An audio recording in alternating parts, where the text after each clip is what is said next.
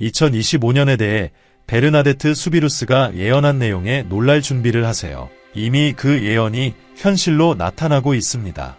많은 사람들이 앞으로 몇 일 동안 일어날 일에 대해 불안해하고 있으며 이 겸손한 소녀의 예언은 전 세계적으로 불안감을 일으키고 있습니다. 이제 그녀가 정확히 무엇을 예견했는지 알아보겠습니다. 150년 전 프랑스의 단순한 소녀였던 베르나데트는 성모 마리아의 환시를 경험했고 오늘날 실현되고 있는 사건들을 예언한 것으로 보입니다. 그녀의 계시에 따르면 2025년은 놀라운 변화를 가져올 것이며 그녀의 환시가 전하는 의미는 오늘날의 환경, 사회, 영적 위기의 전 세계적 상황 속에서 강하게 울려 퍼지고 있습니다. 시골 마을에서 태어난 소녀였던 그녀는 심오한 변화를 예견했으며 우리는 지금 그것을 탐구하려고 합니다. 이와 같은 콘텐츠를 좋아한다면 미래에 대해 더 많은 내용을 알아볼 수 있도록 채널을 계속 팔로우하세요.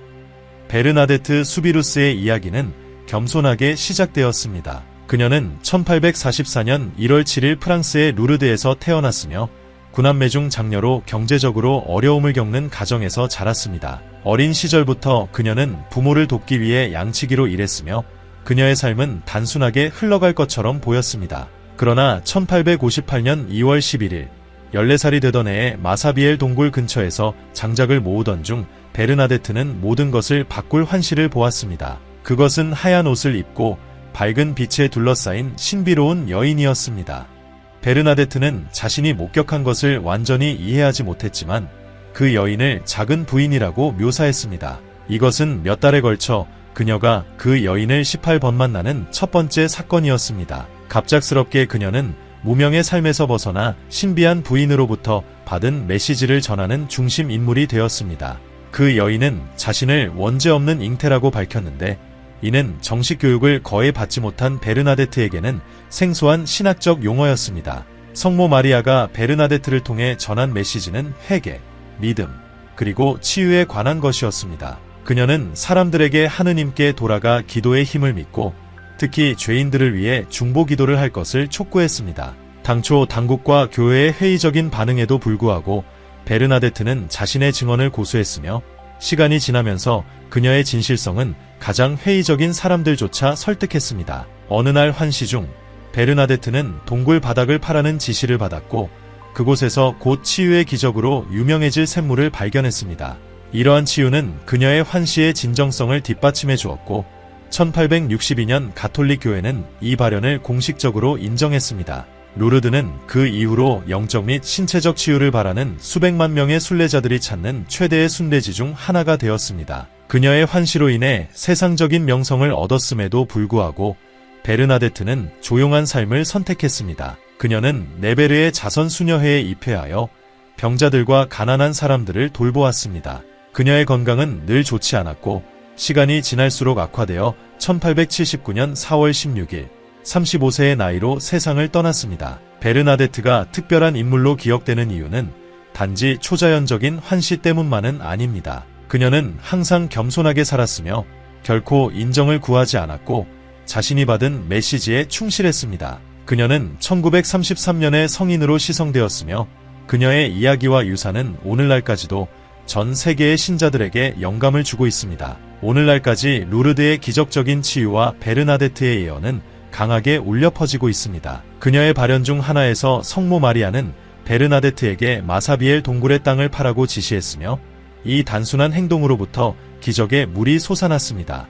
이 소식은 빠르게 퍼져나갔고 곧 사람들은 육체적, 정신적 치유를 찾기 위해 루르드를 방문하기 시작했습니다. 첫 번째 기적 중 하나는 1858년에 일어났습니다. 마비된 손을 가진 카트린 라타피는 루르드에 와서 손을 물에 담그자 즉시 움직임을 회복했습니다. 이러한 사건과 유사한 기적들이 이어졌고 수백만 명의 사람들이 희망과 새로운 삶의 기회를 찾기 위해 루르드를 찾기 시작했습니다. 이것은 수백, 나아가 수천 건이 루르드 샘물과 관련된 기적 치유 보고 중 첫 번째 사례였습니다. 세월이 흐르면서 가톨릭 교회는 이러한 치유 주장에 대해 철저한 조사를 수행했습니다. 수천 건이 치유 보고 중 70건은 의학적으로 설명할 수 없는 사례로 공식적으로 인정되었으며 자연적이거나 과학적인 방법으로는 설명할 수 없었습니다. 이러한 기적들은 베르나데트 수비루스의 환시의 진정성을 확고히 하고 루르드의 영적 중요성을 강화하는 데 기여했습니다. 육체적인 치유 외에도 루르드는 영적 쇄신과 믿음의 상징이 되었습니다. 많은 사람들에게 루르드를 방문하는 것은 단순히 신체적 치유를 위한 것이 아니라 신성과 깊은 연결을 맺고 영성을 강화할 수 있는 기회로 여겨집니다. 성지로 향하는 순례는 회개, 내면 성찰, 개인적인 변화를 위한 여정으로 간주됩니다. 베르나데트의 단순한 출신 배경과 초자연적인 체험은 다양한 배경을 가진 사람들에게 깊은 울림을 주며 루르드는 순례자들이 강한 공동체 의식과 공유된 신앙을 느끼는 장소가 되었습니다. 베르나데트의 영향력은 순례의 개념을 재정의했습니다. 종교적 여행의 전통은 이전부터 여러 문화에 존재했지만 베르나데트의 환신은 이 경험에 새로운 차원을 더했습니다. 순례가 단순히 육체적 치유뿐만 아니라 영적 각성을 위한 개인적 축으로 여겨지게 된 것은 베르나데트 수비루스의 이야기 덕분입니다.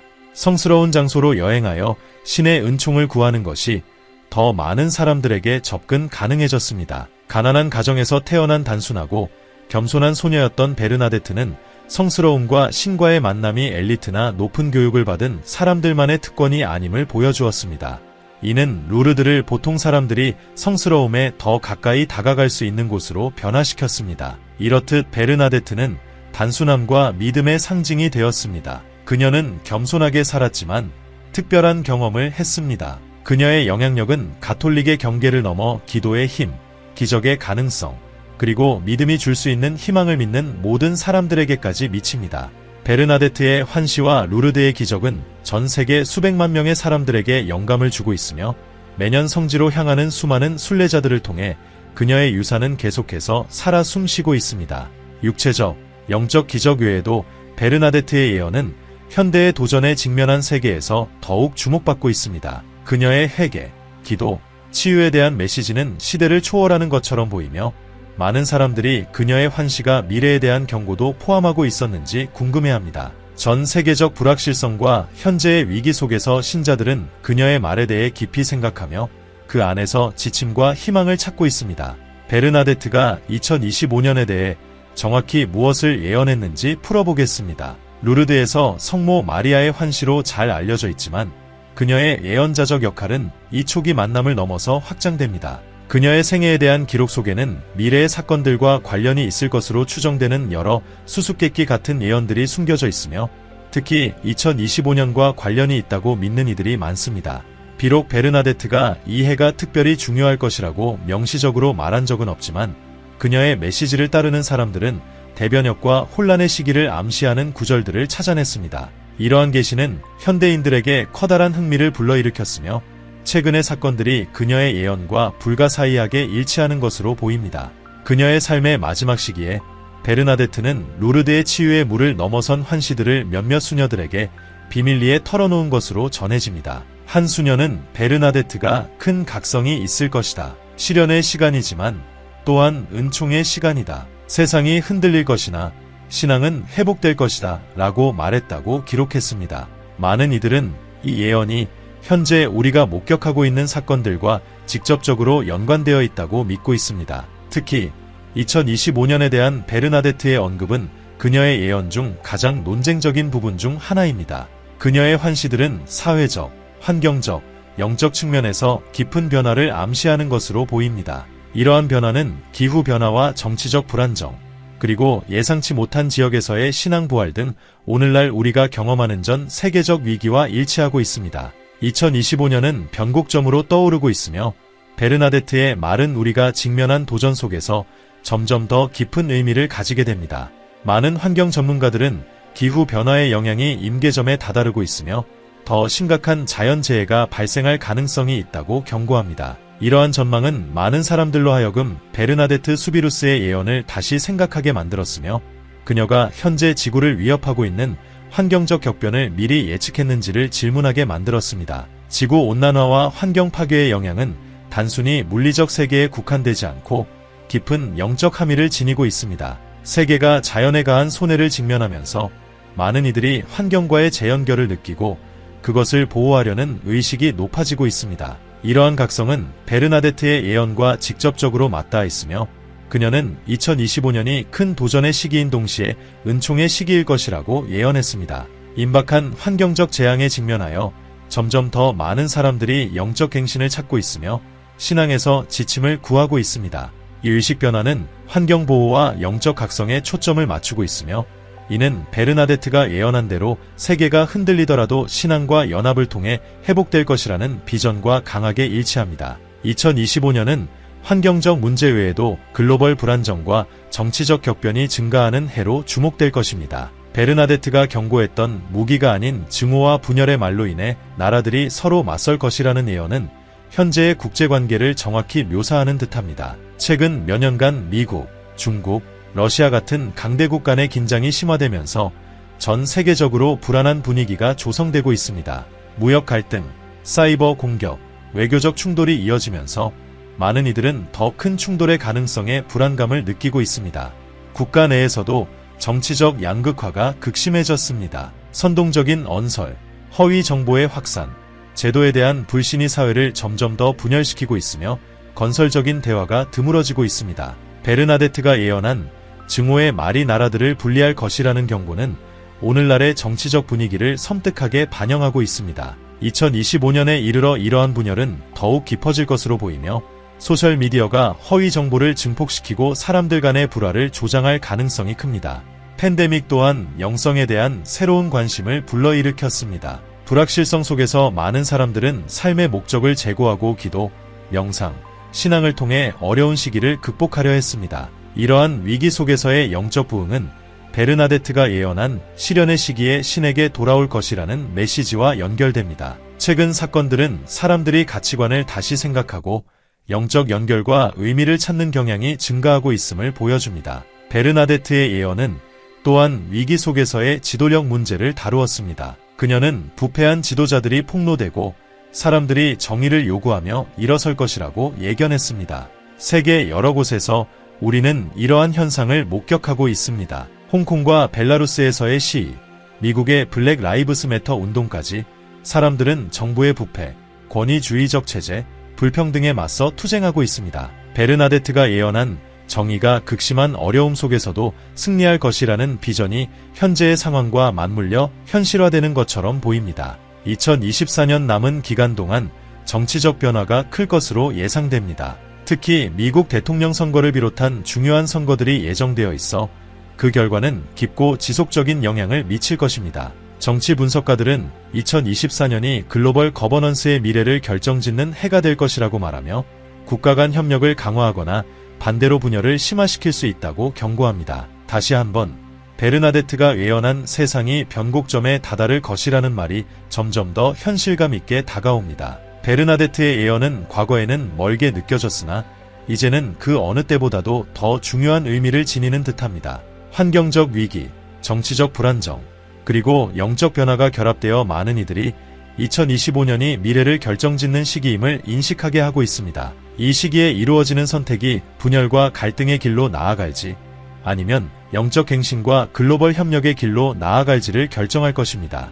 베르나데트의 예언에 대한 반응은 다양합니다. 종교 지도자들, 열렬한 신자들, 회의론자들, 과학자들까지 각기 다른 해석과 관점을 제시하고 있습니다. 일부는 이 예언이 우리가 살고 있는 시대를 명확히 반영한다고 보고 다른 이들은 이를 신중하게 해석하며 베르나데트의 비전이 오늘날의 사회에 미칠 영향을 두고 논쟁을 벌이고 있습니다.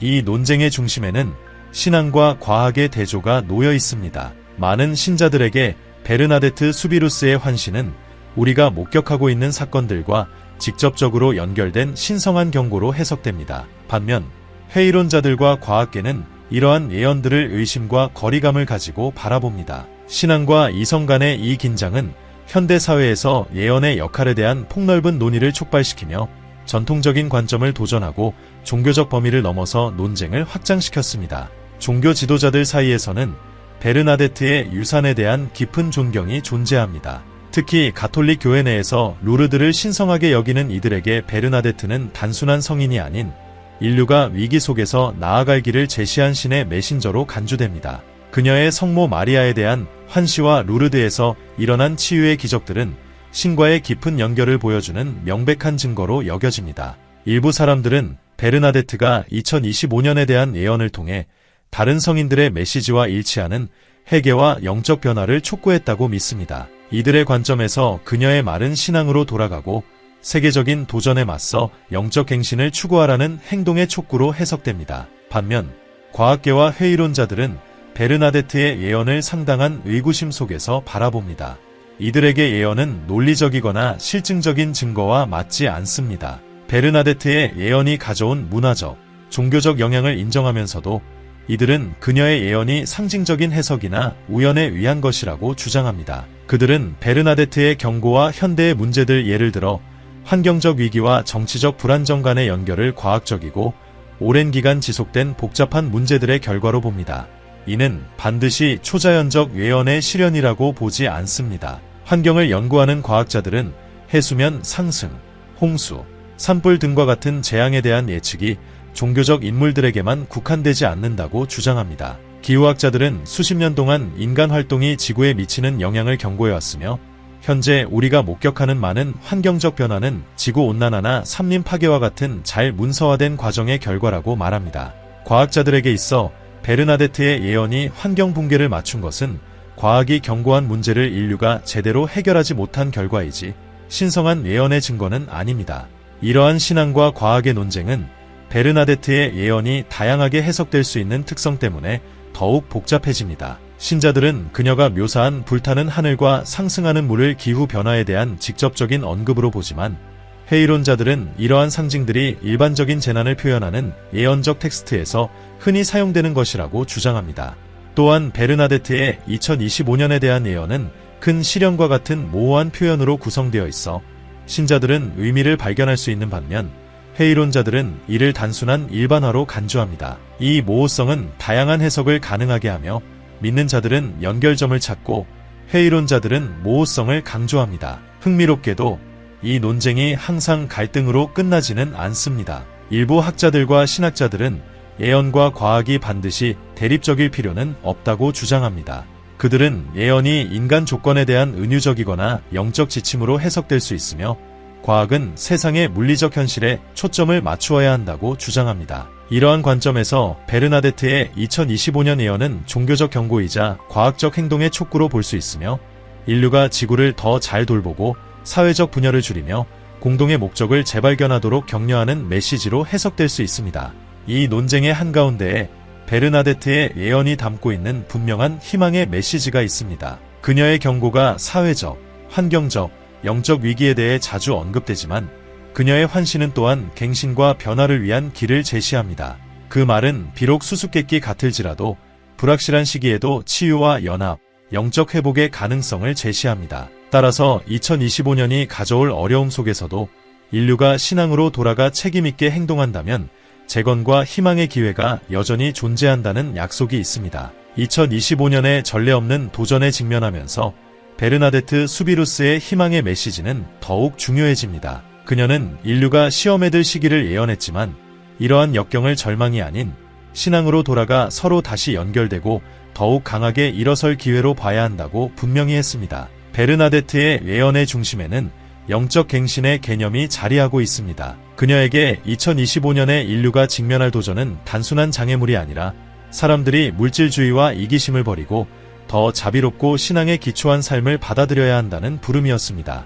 이러한 길을 따를 때 인류는 내적 평화를 찾을 뿐만 아니라 지구의 치유에도 기여할 수 있습니다. 이 영적 측면 외에도 베르나데트의 예언에는 통합이라는 강력한 메시지가 담겨 있습니다. 그녀는 분열과 갈등을 경고했지만 그 어려움이 결국 새로운 협력의 시대를 이끌 것이라고 믿었습니다. 세계가 그 어느 때보다 분열된 것처럼 보이는 이 순간 그녀의 이 예언은 더욱 주목받고 있습니다.